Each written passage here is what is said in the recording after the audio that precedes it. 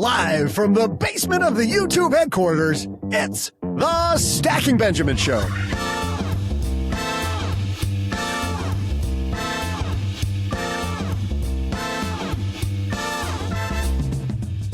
I'm Joe's mom's neighbor, Doug, and just exactly how much money is that bad boss costing you? Today, we'll quantify that and share strategies to take control of the financial half of your career. But that's not all. Halfway through today's job freedom extravaganza, we'll take a break from my always topical and thrilling trivia question. Will Paula continue to tighten this race? Will OG get back to his winning ways? Or will Team Jesse make the definitive move to defend his title? And now, a guy whose title around here is Mr. Friday Show Host. Trust me, Joe, that's not what we call you. It's Joe Saul-Sehy. I am Joe Saul-Sehy, and man, are we super happy to do this. I love this topic. As a guy who became an entrepreneur, partly because I had some pretty crappy bosses, we're going to be talking about just how much money is that bad boss costing you. We're going to start with a guy who may or may not have had one or two bad bosses during his long esteemed career. Neighbor Doug, how are you, man? I'm fine. Just trying to keep it in the fairway today, Joe. Just trying to stay out of trouble. Yeah. Is that what you used to tell your bosses when you'd still find a way to get into trouble back in the day? Yeah, because I can't keep my mouth shut. So Who did you? I know. Wait a minute. What? I can't believe it. This unfiltered mouth and corporate America didn't mesh nicely. That is strange. Do you believe that, OG? That Doug, of all people, would have had some problems fitting in corporate America? Doug has problems fitting in everywhere, so it's not surprising. Oh, he took it to another level. There's the hot take. And we were just going to start with a kinder, gentler show, but we're going there. How are you today, OG? Pretty busy. Yep. So life is good. It's good to be busy. It's good to have busyness thrust upon you. Now, and let's be clear, you haven't had many bosses really though during your career, right? Did you have a boss when you're delivering papers? Was that your grandpa? Nope. I don't believe in bosses. I think they all suck, including when I'm the boss. So I suck at being a boss. I suck at having bosses. So this ought to be a pretty good chat. Looking forward to it. It should be a great chat. Basically, it's just OG sucks. That's going to be the moral of the story as a boss and employee. And the show is over. Thanks for showing up, everybody. Glad that you could be here. Actually, you and I did have some pretty wild management teams that we worked with when we were at American Express together. You got to admit, there were some wild ones, OG. I don't know. I got along with everybody. Maybe I was just nicer than you. Maybe, probably. Well, everybody thinks that already. But the nicest person on earth is here with us. Paula Pant joins us from Afford Anything. How are you? I am fantastic. How are you, Joe? Good. Did you get into entrepreneurship because of bad bosses?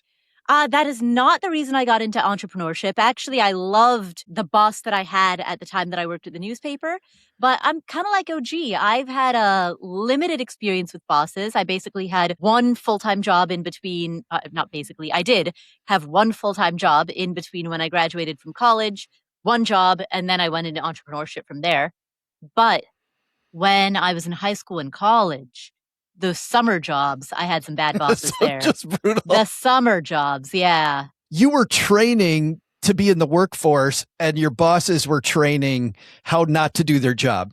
Exactly. Yeah, exactly. Yes. Well, I thought about this topic, by the way, because it was a piece in Fast Company about turnover because of bad bosses, right? And this was written about, listen, you got to be a better boss to keep good employees. But ultimately, companies are trying to build a money machine, and we're all trying to build money machines. And this guy, who I thought of immediately when I thought of this topic, he goes around the country helping audiences of entrepreneurs, people working for, quote, the man, build their money machine. I thought, you know what? This is the perfect topic for my good friend, Mel Abraham. How are you, Mel? Joe, I am awesome. I'm awesome. Just trying to stay cool. I'm out here in Vegas. It's 115 degrees. Is it cool by the slot machine? You know, I got to say, Paula usually does this like in the not basement, in the first floor, right, Paula, of your building? I'm not usually, but I certainly have a handful of times. I got to say, I'm a little disappointed, Mel, that you didn't do this from like the casino floor. You know what? We had internet problems here, and they actually said if you come down to the first floor, you got the best internet in the place. I said, yeah, but then I got the casino in the background, which might have been okay. Do you think it's a ploy? Maybe they're just looking to increase their monthly number by getting everybody to go to the floor of the casino, maybe gamble a little? Well, just so everyone knows, maybe TMI, but this morning, a pipe broke evidently in this hotel, and there were no showers or toilets, and they told us all to go down to the spa and use the spa. So, hey. It was, Probably wasn't much nuts. of a spa after everybody got done using it, though, huh? No. Like a bathtub in the Old West.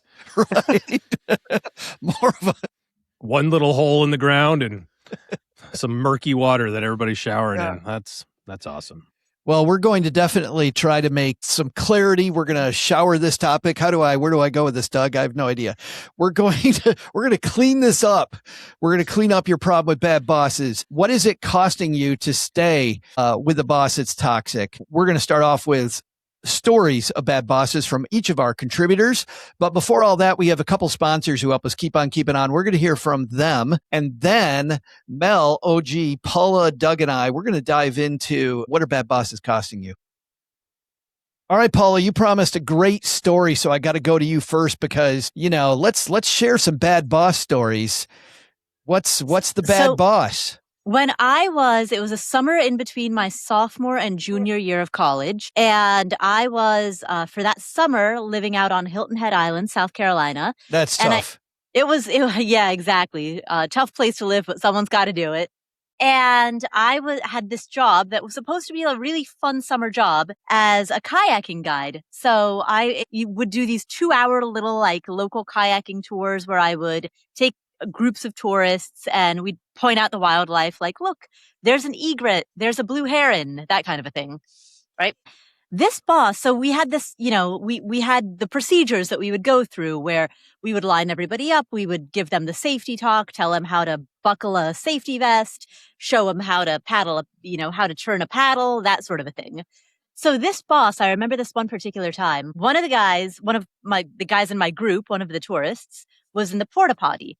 I'm fully aware of this, and mentally, I am planning around this. So I've got the group organized, and I'm starting to make remarks to the group, but I'm in my head thinking, all right, I'm going to make sure that I just make introductory remarks and I don't say anything that is, I wait until the guy comes back from the porta potty before I say all of the important stuff. Just keep everybody engaged. Exactly. So I'm in the process of just kind of keeping them engaged. Well, my boss looks over, doesn't realize that that's what I'm doing, assumes that I have not modulated accordingly, and starts yelling at me in front of this entire group. Epic bad boss. Right? Unbelievable. And the customers felt awkward. You could see it in their faces. Like they looked uncomfortable. Did you get big tips that day?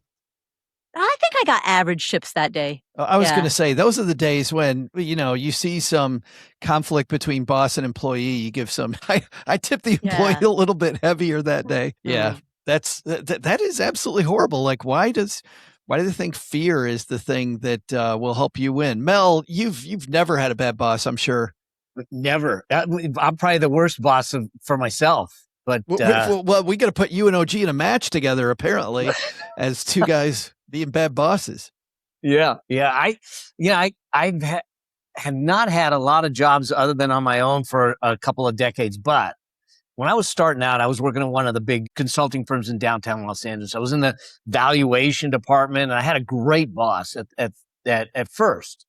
But they transferred him out and left me behind, and then put this new boss in. And I'm new. I'm new, probably at the company for 3 years, and in that department for a year. And I'm doing valuations. I don't know much about valuations. She asked me to write a report. So I do my very first valuation report, and I thought it was a work of art. And I handed it in on a Friday. I come back in on Monday, expecting her to have some, comments and everything. But what does she do? I said, so did you get a chance to read the report? And she says, yes. She takes my report and she literally throws it at me and said, this is a piece of crap. She says, go buy Strunk and White's book, Elements of Style, learn how to write, because this could have been done by a 4-year-old. Oh my God. Yeah. There's so many ways to tell an employee that too, Mel. You know what I mean? Well, Like the Strunk and White thing's not bad advice. It's a good book, but to It throw is. it at you and just put you down. She proved why her nickname at the office was Dragon Lady. I don't know. Just yelled at people. Oh, horrible. Yeah, she did. She did. No coaching, no explanation. It was pretty much humiliation and criticism. It was her method. Oh, gee, humiliation and criticism. You said you're a bad boss. Are those two tactics you use? Those in your tool belt? Well, I was going to say Dragon Lady. That was Doug's nickname in college. That's So what we call him.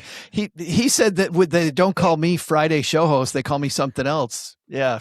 Dragon Lady. My worst boss story, like you said, not too many of them, but I don't know if you guys know this or not, but there was a time where I was training to be a detective on the police force. And, so it's kind of like a recruiting situation. I've got this, new boss I'm trying to impress. And it's just kind of one of those weird vibes, right? Where you're like, something's just not right with this dude. And I realized very quickly, he was not interested in training me. He was just testing me, testing whether or not I could do the job or whether or not I would just do whatever he said I would do. And, every time I questioned something, it was like, it was my problem, but I was inexperienced. I didn't know how this world worked of being kind of an undercover police officer. And, at one point in time, he pressures me into taking drugs, and then I'm like, well, this isn't right. He's like, well, what are you going to do? You're a druggie. Now I'll just turn you in, and then we go to like a friend's house. Like I thought it was his friend. And turns out it was like a big setup situation. There's money everywhere.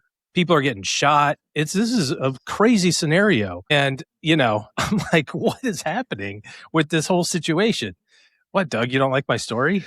Well, I didn't know that you worked for Denzel Washington at one point. They made a story about my story. They made a movie about it. You guys might have seen it. But did Ethan Hawke play you? Yes, he did. Wow. Wow. I hope you got some residuals from that. Opposite Denzel in Training Day. But no, I mean, look, I think. Wait a minute. Before you go into your actual story, I love that just the look on Paula's face the entire time. Wait, I think you had her until the drugs. And then you got into I actually I believed you right up until I actually believed you when you said that he pressured you to take drugs. It was later. It was when you went to the house and there was a big drug. That's when I started to not believe you anymore. People getting up until shot. that point. Yeah. Shot this dude in the chest with a shotgun. It was a whole day. Yeah. It was a day. Let me Is it a training day? It was a training day. Anyways, I had to turn my boss in, and it was a whole thing. But no, I mean, look, at the end of the day, if you're a boss or you're aspiring to be a boss, or and because even if you don't have the title of being a boss, right? Like if you're not manager or vice president, as soon as you're not like the newest person around, you're setting an example for people. And I was having this discussion with somebody about parenting, and because we had the pleasure of being at at the family cottage for a couple of weeks in Michigan, like we are able to do sometimes in the summertime, and you see all these different dynamics of family members who have kids or your mom and dad, and you just kind of see this all laid out in front of you. And I think parenting, the job of a parent, or as you grow to be a parent, is to think about all of the things that worked with you, right? Like, oh, you know what, that example that dad gave, or that lesson that I learned and how he taught it, that landed pretty good. I'm going to do that. And then there's probably a few lessons that you're like, that was a really bad way to teach that lesson. I'm definitely not going to do that to my kids. Like yelling at everybody in front of the customers. Yeah. Like, put it all out there. And so this is true, I think, when you're working in your career, you're just kind of moving up in your career. You see good things and you see not so good things. You see how to interact with customers and clients and how to interact with team members. And your job as you kind of move up the ranks, so to speak, is to say, you know what, that was a good lesson. And, that was an interesting way to deliver that lesson. I'm going to use that. I'm going to put that in the repertoire. Or, crumpling up the paper and telling me I'm a worthless POS and, go get, that maybe didn't land. I'm probably not going to do that one, Well, that is interesting because for the people that that our bosses out there, I mean, this is what this Fast Company piece is all about, not the focus for us today, but I'll link to it in the show notes. Mel, how much longer did you stay with that person as a boss? Were you already mentally checked out and ready to leave? I was ready. I was ready to leave. The bottom line is what I ended up doing is planning my escape. I looked at it and said, what do I need to acquire here from a skill set to prepare me to find something better? Because there was no way that we were going to get along, because I lost respect for her as a boss. And so I was there just about a year before I ended up leaving. Just about a year longer, but definitely longer than 6 more months. Yes. Right, Paula? Yeah. Sorry. It took me a moment to figure out what Joe was referencing. I see where he's going.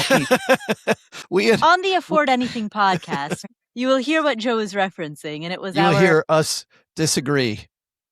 Paula's like, take the jump now. I was like, no, take 6 months and plan it. But seriously, Paula, how much longer did you have that job? Did you have that boss before you were doing something different? Well, for the summer, I stayed with that kayaking company through the summer, but it was one of those deals where every morning you would call him to see if he had enough work for you, because whether or not he had enough work for all of the guides depended on how many people booked tours. Right. Like because I was cobbling together other summer work as well. So I kind of gradually started tapering off, like doing fewer and fewer shifts per week there and more shifts per week at some of my other jobs. You got to work at the Salty Dog, right? I did. I was the Salty Dog. She was the Salty Dog. I put on a dog mascot costume. Yeah, and danced around. $25 an hour. I was the mascot. That's pretty good. So Paula was a dancer? Do you tell people that sometimes? Like, yes, I've been a dancer in my... But not what you might first think of. You know, there's some situations that you have with your boss, and the first thing we can do, although we all admit that this part of the discussion, not our expertise, but we've also been around lots of bosses. We've interviewed some of the smartest people on earth about these same things. So it's not like we haven't studied this a ton. But I'm wondering, give me your opinion of these scenarios in which you're going to do one of 3 things. You're either going to stay, or you're going to fix it, or you're going to go. All right. So I'm going to give you a scenario. You tell me whether you're staying, fix it, or go. OG, boss takes credit for everything. You stay, fix it, or go. They're taking credit for all your work product. Can I have a 4th option? Malicious compliance. Oh, what does that mean? Oh, yeah. You basically, they're going to take credit for everything. You make sure that maybe the credit they take isn't so great. Wow. Sabotage, you mean? That's right. You know, just a little repartee, as they say. Who needs to quit when you can get fired? Yeah, or it's the kid who got grounded and they took the car keys away. So they just make sure that they have a lot of things that require being driven. So it just hoses the parents because they have to drive the kid everywhere. There's there's the report, that the boss takes the report and says, this is my work. And then, in the conference room, and the bigger boss is asking questions about the report, and you can tell they're, he's kind of deflecting to you, and you just go, I'm not really sure about that one. Doug, what did you think about that when you analyzed the inventory? What did you come up with? You could tell by that answer just how little time OG spent in corporate America. Yeah. Did you analyze inventory, Doug? Once. You only get to do that once. You get, yes, do it once and make it really, really good. Paula, stay, fix it, or go when the boss is taking credit for all the work product. I mean, my default answer to pretty much any question you ask is going to be go. I guess it would depend on all of the other. If otherwise the situation is great and that's the only thing, then it's probably fixable. But if that is like one of many symptoms, then it's not. Mel? Here's my thinking is that I'm probably not the only person they're taking credit for. And that means that it's known that they do that. And I'm going to get comfortable with it. And the job becomes a stepping stone to getting out. But I want to learn what I can from it. So I'm not going to try and fix it because it's probably part of their behavior on an ongoing basis. I might try to make them aware of it and see what it does, but I'll probably live with it until I know that I've got something better or I've got a plan in place. much like you said earlier, plot your escape. You start Yep. plotting your escape. Yeah, let's stick with you. Boss is a huge micromanager. Oh man, I can't deal with that. Give me some space to operate. So I probably would go in that case. Paula? I would definitely go. I would last for 0 minutes. OG? Oh, just to be contrarian, fix it. I mean, if you've got an opportunity to, I mean, you can manage up too, right? Can't you? Well, Kind of. Well, let me ask you about this one, because this is an interesting one. Let's say that you love your boss, but it's a dying Like in company. love, or You could no. like more than a It's friend, okay to love your boss, not just love your boss. Not the like more than a friend. not the relationship you got to concert, report you mean. to HR. Right. We Okay. don't want to like talk the about Nicole that. Kidman movie, like that kind of love. Exactly. Or not like that No, kind of love? not that kind of love. Just Oh, you've okay. got a fantastic boss, but you can see the writing on the wall. The company is dying. Stay because of the great boss. Like, yeah, I mean, I'd probably hang out, right? Because I think the thing with work is that a lot of it is about relationship. You know, it's about trying to make sure that the people you hang out with, because you're there 8 hours, 9 hours, 10 hours a day, right?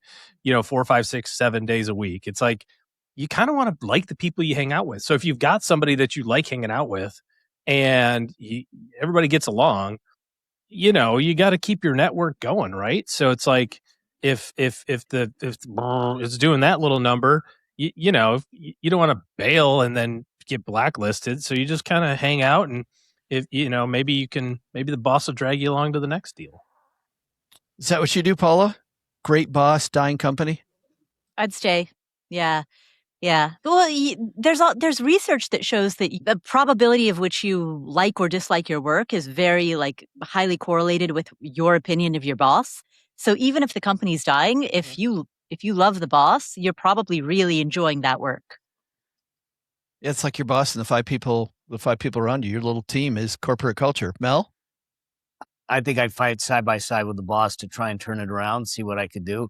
I'm loyal to a fault, so I'd probably stick around and do what I can. How about this one?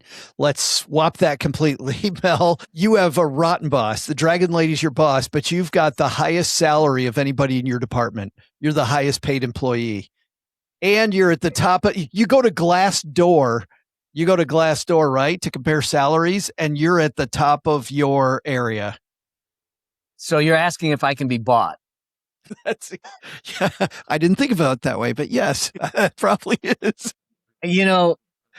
I'd probably stay for a little longer than I should, because there comes a time where you start to say the quality of my life, the quality of my experience is, as OG was saying, that you're spending so much time there matters. But I know for a fact that I've kept clients longer than I should have. I've stayed in places and relationships longer than I should have, because there was some benefit that I was getting. But at some point that train runs its course. I'm starting to get into these. What if your boss is horrible, but your coworkers are awesome? Like you love the other people that you work with. Take them with you. Oh, there we go. You become I think that there's a separation. You can separate the relationship with the colleagues, separate and apart from the business part, the career part. And I think that I would try to keep those relationships separate, that they're not conditioned on the fact that we work in the same place. I like that. It's what Tom Peters calls brand you, right? And you're surrounding yourself with great people. Paula, back to the first one. You've got the highest salary that you can imagine having, but your boss just sucks. I feel like you're describing a lot of people in the FIRE movement right now. A lot of them are high income, but dissatisfied at work. Yeah. And so I think the approach there is pick a goal, pick an end date, and maybe it's literally a date, maybe it's a net worth, maybe it's a level of savings, but pick a number, make that your number. And then when you hit that number, time to go. Then get that out. Would you say that's probably longer than 6 months? No, I'm kidding. People got to go. Yeah. You gotta listen to this debate between Joe and myself. People got to go listen to that episode on the Afford Anything podcast.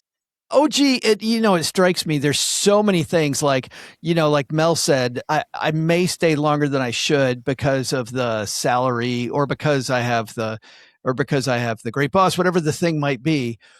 But having a bad boss, how much, we don't think enough about what that costs you. What are some of the costs that you think of as a money guy that play into it when you have a bad boss for too long? Well, I suspect that, if it doesn't seem to me that you would have a bad boss that pays you appropriately.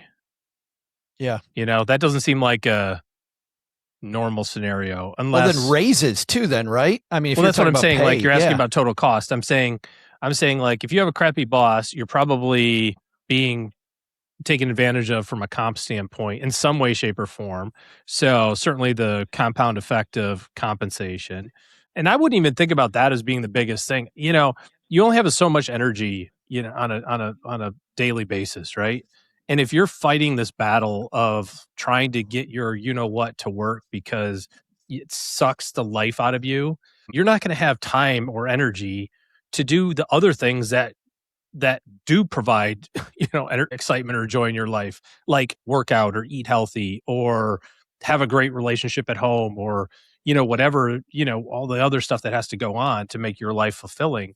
So I think it's a bigger issue than just a monetary cost. I think it would just kind of leach into all the other areas of your life and make it just kind of crappy overall. I mean, it's like if you don't fuel correctly when you work out, right? And Joe, this, like if you're on a training run, right? Let's say you're training for another marathon, you get all of your fixed in your body and you can do another marathon, right? Bionic everything. You're ready to rock and roll. Something, yeah. And so you're out on a training run, you just do a 13-mile run, right? You got to train, you got to fuel your body appropriately, or else what happens? You make it through, you don't perform very well, and then you get home and you eat everything in sight. You have 17 bananas, 47 Oreos, 2 peanut butter sandwiches, and then you go, I don't understand why I'm not losing any weight. I'm working my ass off. It's because, you didn't get the energy, you didn't fuel yourself correctly. So if you're at work and you're not getting fueled correctly with great work or great relationships or whatever, you're going to, on the other side of that, be destructive in the other areas of your life, whether it's, just relationships or health or whatever the case would be. So That's interesting. Yeah. Yeah. I mean, that's my take anyway. I don't know that that's not based on any OG No. science. That's just, Well, but still, I guess it is OG science. It doesn't make it real science. It's just OG science.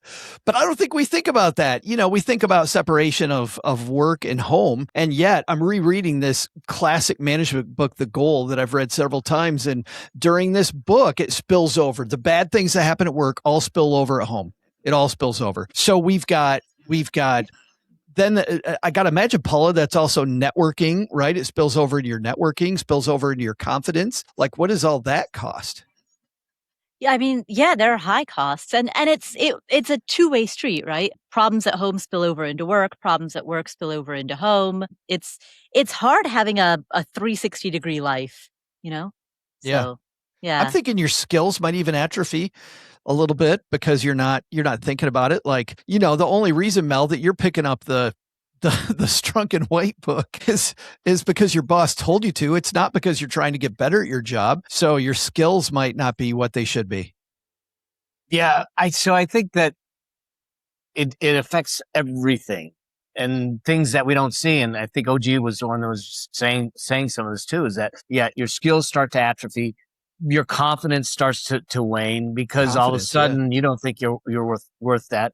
You don't own your value, so you're not negotiating your raises. You're not taking a strong position because you're coming from a place of, I'm not worthy, so this is all I can get. So you stay in a job longer than you should, and you take less than you should, and you take more abuse than you should.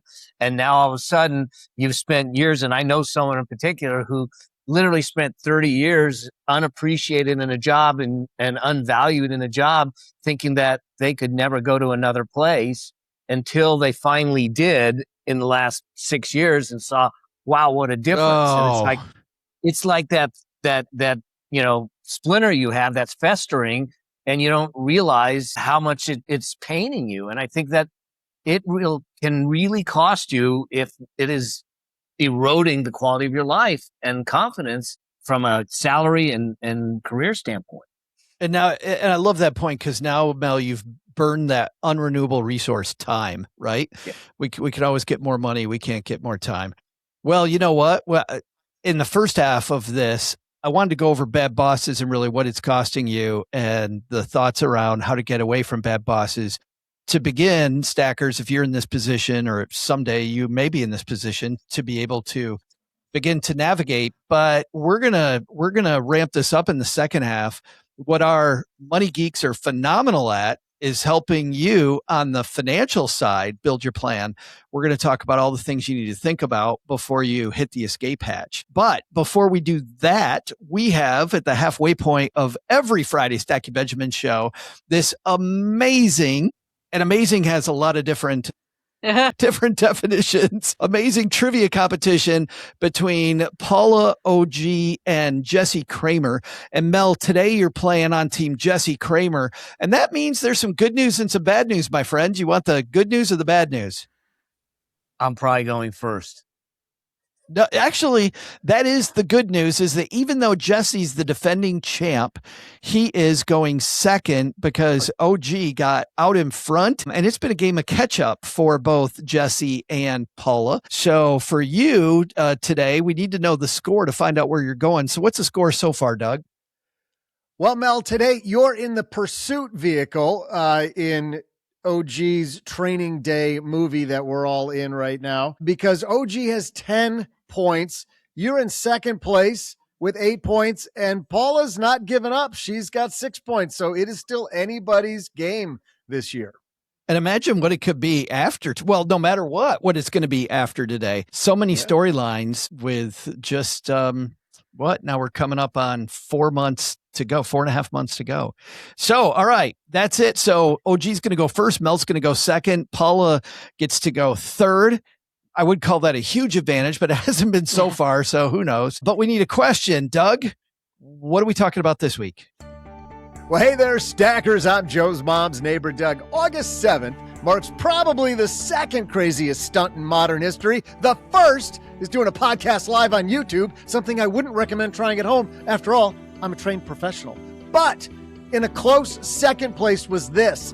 In 1974, French high wire artist Philippe Petit illegally stretched a steel cable between the Twin Towers of New York's World Trade Center and then walked across it. He walked across it! Now, look, I'm not going to lie. Even though I'm a pro at podcasting live, something that is very, very dangerous, I assure you, just getting halfway between those Twin Towers would have been enough for me. Then I'd probably turn around and walk right back to where I came from. I mean, walking all the way across, that's just a bridge too far. I'll admit it. I get nervous climbing the ladder to clean Joe's mom's gutter. Last year, I made it to the third rung and decided to update my will. In case you're wondering, no, you can't have the El Camino. I bequeath that to the valet at the Sizzler. Petit made a pretty big show of his antics up there. He spent nearly 45 minutes on that wire, performing for the crowd below and the police officers waiting to arrest him when he finally came down. So here's today's trivia question. How many times did Philippe Petit cross between the Twin Towers that morning? I'll be back right after I see if my life insurance covers extremely avoidable decisions. I can't wait to see what he comes back with. All right. I accidentally put Mel in the hot seat. We got to put OG in the hot seat. So how many times did Mr. Petit, Daredevil Man, go back and forth between the Twin Towers? And for clarity purposes, this was the singular event that he did. This was not spanning multiple events. You're talking one about day, one time. The one Right. day Happened he August 7th, 1974. and there is one. Coming back is two. Is two, yeah. There is three. There 4, et cetera, et cetera. Okay. That's right. Well, I mean, you guys, I know everybody's going to laugh about this, but interestingly enough, this guy's from my hometown. So, and I do think it's a little unfair because also Paula's in New York. So there's a little bit of, she probably knows this also. But Petit, we called him Andy. I don't know what his first name really was, but we called him Andy. Andy made a big deal of this. It was quite a show. And then when he got older, he talked about it, he would like do it like in the park. Anyways, so everybody knows he went 5 times because he went and then he came back and then he went again and then he came back and then he went again and was like, okay, I'm good. That's 5. Is that what 5 times mean? They're back, and then they're back again? They're back there. I'm glad you he defined. went 5 times. Well, Glad you like as you mansplained said, he was 5 for us. performing. He was performing, and then he was like, "Okay, the cops are over there." Actually, the funny story was he was actually like trying to get the cops to move. Like he'd be like, "I'm over here," and then he'd run back to the other side. Be like, "I'm psych, I'm over here." And then finally, the New York cops were like, "Wait a second, we'll just put people on both sides." And then after that, he was like, "Okay, cool." So, I'm sure Doug will verify that that's a true story. it was Mel- 5 times. Mel, OG says 5. What do you think about that number? I think, I'm guessing now, I'm saying 250, 300 feet between the towers, 45 minutes up there. I'm doing math. There's probably a wind. I think that it was probably 4 times. 4 times. All right, Paula. We got 4. We got 5. Wow. Well, there are 2 ways I could take this. So on one hand, Are you going to now mansplain above and below to us? There's a 4 and a 5, guys. So I could either pick 6 or 3. It would have been different trivia if it was 4.5. I don't know if you guys know this or not, but 6 is greater than 5, Yeah. and Joe, 3 she's is not less than 4. She's not mansplaining. She's elaborating. She elaborating. Yes. Elaborating. Yes. well, when Doug, when you first asked your question, I imagined that he walked out to the middle and then just performed a show from the middle, which would mean he would cross only 1 time, like Possibly. right. So when Yep. you first asked the question, I was like, well, this has got to be a trick question because, right? Because That's if it's still on the table. That's not. That is Right. a possibility of how things unfolded, right, unless you right. believe OG. So that is one possibility. On the other hand, if I took the over, I would capture so much more upside. Including Ah. 1,700 trips. Where you Right? get to have just Yeah. run nonstop for 45 Right. minutes. Man, I'm going to take the over. So 6. 6 times. That's the way it works. 4, 5, and 6. Who's got this? We're going to find out in just a minute. All right, OG, you opened up with 5, and I don't think they actually meant to sandwich you, but that's the end product of what happened. You It's- feeling good with 5? It's a life goal for a lot of people, actually. But It's overrated. Cannot tee it up for him like that. you Joe. would be surprised at how many solicitations I get on a weekly basis. Out of curiosity, Paula, because I was toying with the idea of 6 just to play the game. Would you have taken 7 if I picked 6? Man, I don't. Honestly, I was hoping that Mel would go higher than you because I was angling. There is a part of me that really thinks the answer is 1 and that this is Yeah. a trick question. Yeah. So if Mel Doug had gone knows that. over, then I would have taken the under. But Mhm. then with him taking 4, and then I was like, well, if I did take the under, I'm really boxing myself into a tiny number. Which is exactly why I took the under. Was to try to get It was 1? Too small of a gap, but I could capture 1 if it was just 1. Right. Yeah. I thought about 1 also just to really put everybody on tilt, but then it's either 1 or none, right? Right. Yeah. Okay. Well. He fell to his death. He did half. He did half. Nah. Well, we're not playing Price is Right rules, so depending on how close they got to you. But yeah, if you anchored them at 1, then it was going to be difficult. All right, let's see who's right. Is it Mel taking the downside, 4 below, OG with 5 on the nose, or Paula anything above 6? Who's got it, Doug? Hey there, stackers. I'm world famous podcasting daredevil and guy who has his insurance agent on speed dial, Joe's mom's neighbor, Doug. Before the break, I asked you how many times Andy Pettit crossed between the Twin Towers. Now, here's the crazy part. He didn't just walk across. He laid down, he danced, he knelt to admire the view. He even saluted the police who were waiting to arrest him. See, that's where he lost me. The first crossing, yeah, amazing. The second, still pretty incredible, but eventually, you're not doing it for personal growth, self-actualization, and enlightenment anymore, dude. You're an attention hound. You're like, hey, look at me. I can walk like 9,000 feet in the air. Like, come on, man. Just go to the community pool and show off your back hair like the rest of us. I mean, after a while, even the pigeons had to be saying, buddy, we get it. Let's move this along. So how many times did old Philippe walk back and forth between the Twin Towers? Well, the correct answer was 4 more times than what Mel guessed, 3 more times than what OG guessed, just 2 more times than what Paula guessed, making Paula's today's winner because the correct answer is 8 crossings. Unbelievable. What is going on here, Doug? What is going on with this mid-season surge from Paula Pant? It's nuts. She's on a run.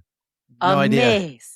And we can't blame it. We can't blame it like we were early on. Like we had Sarah Catherine Gutierrez, and she got you 2 points at the start of the year. So we did blame it for a while, and you had some great people who filled in. But you've been doing this all on your own, right? It only took a few years, but I'm starting to catch on. She's finally figured, hey, this whole thing is actually a little bit of this. A little bit of a late bloomer, but I get there. Gaining confidence, and you know why you have confidence? It's because you don't have a bad boss. Yes. Because you don't have a bad boss. Look at that segue. Paula, let's help people build their escape plan. Your boss isn't changing. Your company ain't changing. What should a stacker begin doing today to get that exit plan Mel was talking about? Pay off any high interest debt. That means anything with a double-digit interest rate. Save, I know this is cliche advice, but save cash reserves, right? Save like 6 months worth of your spending at minimum. Keep your fixed costs as low as possible. So, for example, if you're a renter, when you go to renew your lease, if you're living in a place that's kind of expensive, downsize, get a much cheaper place. If you've got a car payment, get rid of it and buy a clunker that has no payment associated with it that you can just buy in cash. Like, get your fixed costs down. All of that's going to give you the bandwidth to be able to leap. Mel, what do you add to that? I totally agree with everything she said, having the margin and all that. I think there's a couple things to prepare if you can. And that is, first off, what skills do you need to be more valuable in the marketplace? To start creating something to build skills and value. The second thing, I think this is something that every employee or everyone should be thinking about is that start to think of yourself as a personal brand. And what kind of reputation can you build that precedes you, the things you do and how you do things, and all of that allows you to be more marketable for the next opportunity and entitled to a larger compensation. So I think beyond the financial elements that Paula just said, start to look at your skill sets, the value in the marketplace, the things that people are paying for, what things can you get done while you're still employed on their dime, if you will, so you're more qualified and more valuable to get in the marketplace. You'll get your job faster and you get paid more. That's interesting. So if HR allows you to, let's say, courses at a local college or university, and they will subsidize that training, you're saying go for that first.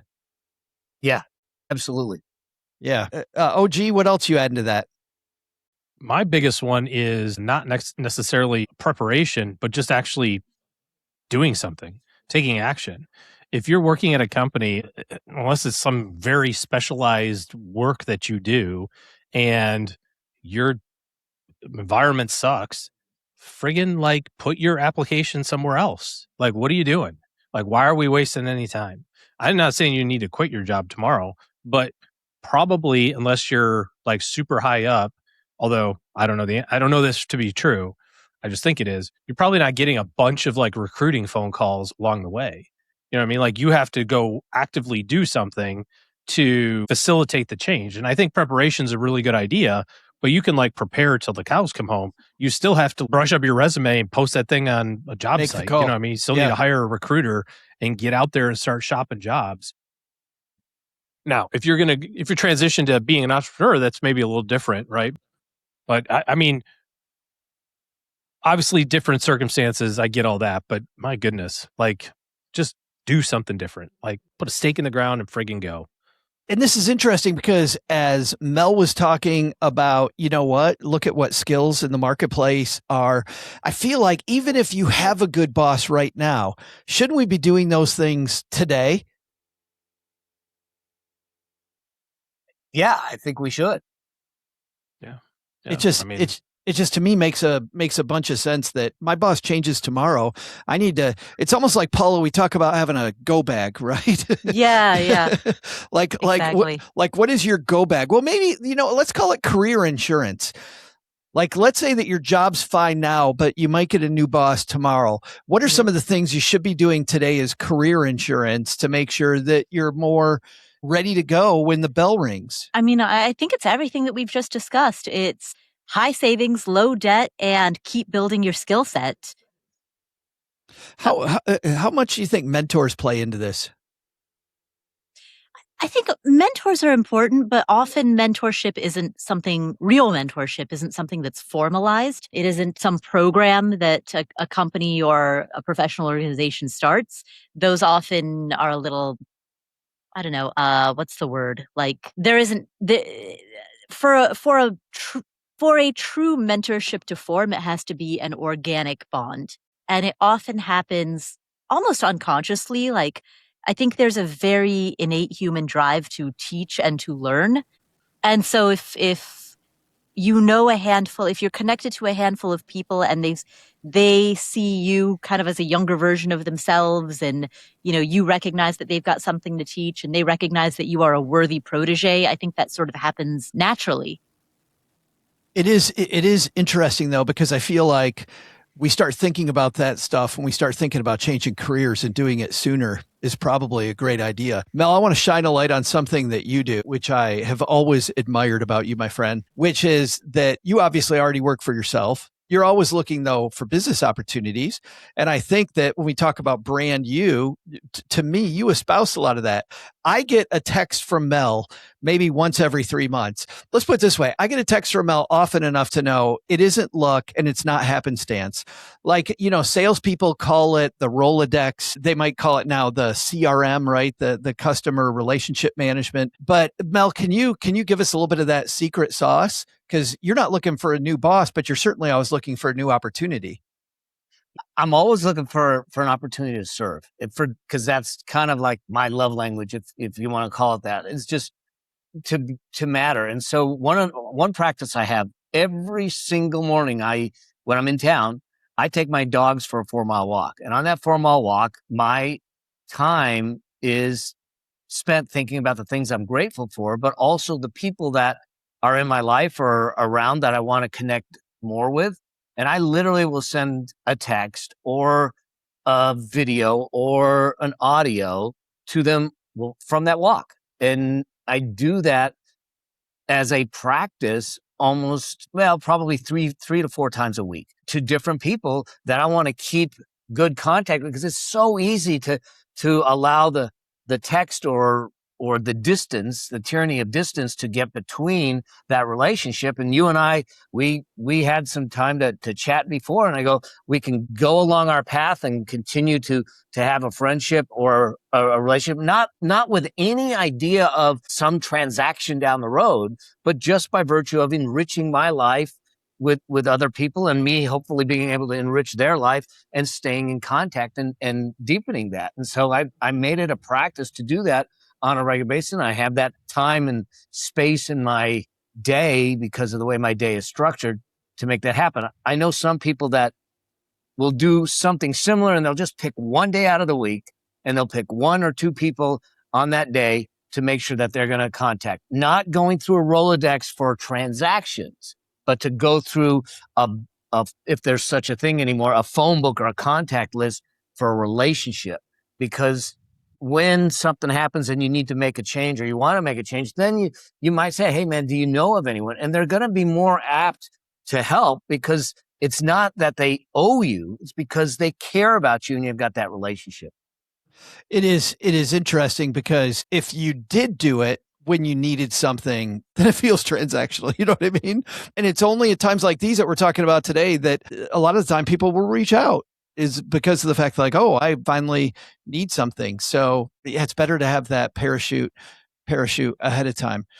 Oh, gee, when somebody, let's say a stacker got laid off yesterday, we talked about the things that they needed to do to get ready to leave. What are the things we need to do right after we leave the company?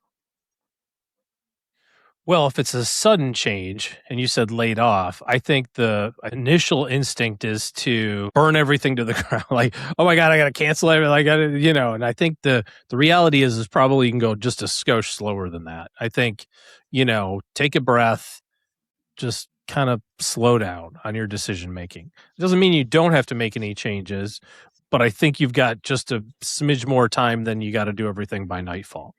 I think it does make sense to kind of inventory everything. When we talk about budgeting, it seems like everybody's got like things that are in the budget that are unmovable, right? The proverbial sacred cows that were, I can't do that. I got to have the, whatever.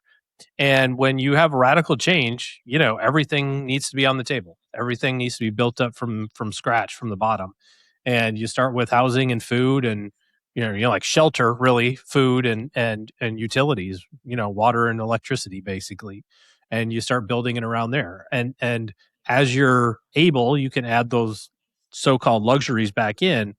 But when you stop looking at things and saying, like, I have to have my car, and instead say, I need transportation to work, like that changes the mental image a little bit of, well, that's a little different. That could be, a bus.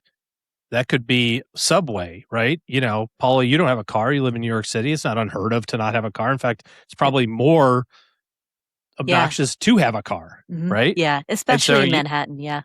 Yeah. So if you're like, well, I don't have the money for the subway, well, then you're walking or you're going to bicycle. Like there's a lot of ways to get around. It would be different in the suburbs of Dallas, obviously, than necessarily in New York City. So, I think the biggest thing is recognizing that A, you've got a few minutes to take a breath, and then B, as you're building life back up, you have to start everything from scratch and evaluate everything piece by piece. There is a tendency, though, having been through this with a lot of clients back in the day, Paula, for people to kind of panic. And I love what OG said, take your time, don't do rash things. But to Mel's point, you also might not have the skill set that you hope that you have. Now is a great time for training. Let's say you have that emergency fund in place, that great 6 months emergency fund, but you realize, man, if I had these skills, if I had XYZ skills, I would be more marketable. Is it more important to preserve your ability to eat another day or to gain those skills? So do you take the class and pay the fee, or do you not take the class, hope that you can get hired someplace to begin bringing money in and instead preserve your liquidity? Well, I would start with the question, is the class necessary to gain the skill? Because there are certain skills that you can gain by either YouTube University, by teaching yourself, by working as an assistant or an intern for somebody else. Like there are a whole bunch of skills that you can learn either for free or learn by doing. So and depending on what skill it is, I would start by asking the question, is this something that I can learn on my own in one of those other ways? It's interesting, Mel, because I think this is what you do, with your CPA background too, is what OG and Paula both talked about was a little bit of challenging assumptions. It sounds like challenging assumptions should be a big part of what you're doing now that you're laid off. Absolutely. I heard someone talk. It was a really interesting idea of this realization of what we've done because of the internet. Because the internet puts the most popular things at the top of the list when you do a search. Doesn't mean that they're right. But what it's doing is the internet, if it's going to list out all the most popular search results based on a question you ask, and you don't ask a challenging question, you're going to get the most popular answers, which basically means that it's confirmation bias to begin with. And if we're not going to challenge assumptions or start critically thinking and saying, what's a better way? And I love what OG said. He said, well, if we were going to rebuild this from the ground up, zero based, I need transportation. It doesn't mean that it's the car. It could be the bus. It could be, walking. That we start to look at the things that are in our life that we are taken for granted and believing that that's the only way. And when we start to challenge it, we might see that there's a better way to do things, and it's actually better for us and it's going to move us even further. So I think that critical thinking and assumption challenges are huge, especially when you have these life-changing events that get you to start thinking differently about, well, where do I want to go and why? That's an interesting answer, Mel, especially with your CPA background. CPAs challenge the math, but challenging the assumptions gives you much, much better. Like, do we need to do the math in the first place? What math should we truly be doing? I love that. And I think that's a great place to end. Let's find out what's going on where all of you are. Not only is Mel on stages, like I said at the start of the show, and has a book called Building Your Money Machine, but he also has a podcast where he talks about building your money machine. So what's coming up on the Building Your Money Machine podcast? Well, you've got a couple of episodes coming up, challenging assumptions about the fact that retirement isn't an asset game, it's a cash flow game. And if we don't understand how that dynamic plays out, then we're not ready to retire. Free cash flow is everything, right? Yep. Yeah. OG, what do you got going on this weekend, my friend? It is the final weekend before everybody goes back to school. So party weekend at the OG house. Then it is a little bit of chaos, and then a week from now is Alex goes back to A&M. So we're just we go back to a 2-kid household instead of a 3 in a week. It goes too fast, though, doesn't it?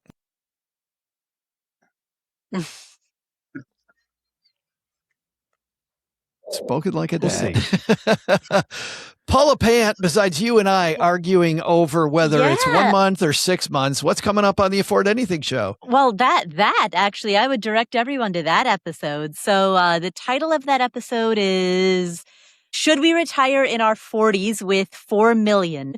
And but the question where Joe and I really go to blows is not that question. It's a different question. It's the middle question of the episode. A caller named Olivia has a side hustle. She's got proof of concept. She's been growing the side hustle for a while. She's got a 6-month emergency fund. Should she quit her job? Joe and I so this is the first rough and tangle that we've done in a while. In a while. We've had a few, but this is the first one in a long time. And it's one of those rare episodes where you can hear Paula Pant be wrong. It's really cool. And that's at the Afford Anything podcast. What if you were both wrong? Oh, come on, Mel. I'm just saying. I mean, challenge assumptions, right? That is a good point. I don't know. But in this case, well, go listen to it, Mel, and tell me, write me. I will. That's your next time walking your dog. That's your mission. All right. Hey, thanks to you, Stackers, for hanging out with us, all of you who hung out with us today and made the show on YouTube. We're generally here Mondays at 3:30 Eastern time. Do the math on whatever part of the country or the world that you're in. But we'd love to have you. And we love seeing some of the comments, and we love helping people live as they watch the show. But if you know somebody who is either has a bad boss or, man, they are looking for the exit, give them this episode as well. All right. That's going to do it for today, except this. Doug, you're bringing it home, man. What should we have learned on today's episode? Well, Joe, first, take some advice from our special panelist, Mel Abraham. You should always be looking for ways to create your own personal brand. What's different about both your skill set and how you do your work that makes you more marketable? Second, if you're in an untenable position with your boss or job, don't forget Paula's advice on what to do to prepare yourself for quitting. Start reducing expenses and focus on any debt that has a double-digit interest rate. But the big lesson? Don't let Joe's mom hear that you only made it to the 3rd rung of the ladder while cleaning gutters last year. Now she knows the gutters never got cleaned, and she'll double dog dare you to get to rung number 4.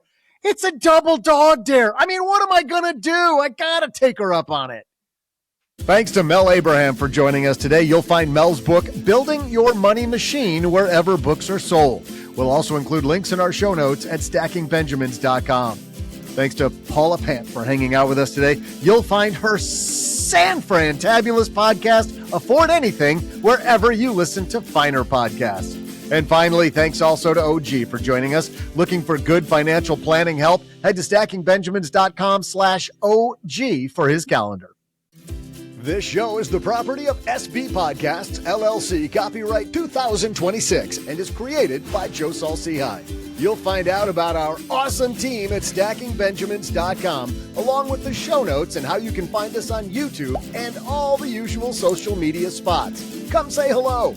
Oh yeah, and before I go, not only should you not take advice from these nerds, don't take advice from people you don't know. This show is for entertainment purposes only. Before making any financial decisions, speak with a real financial advisor.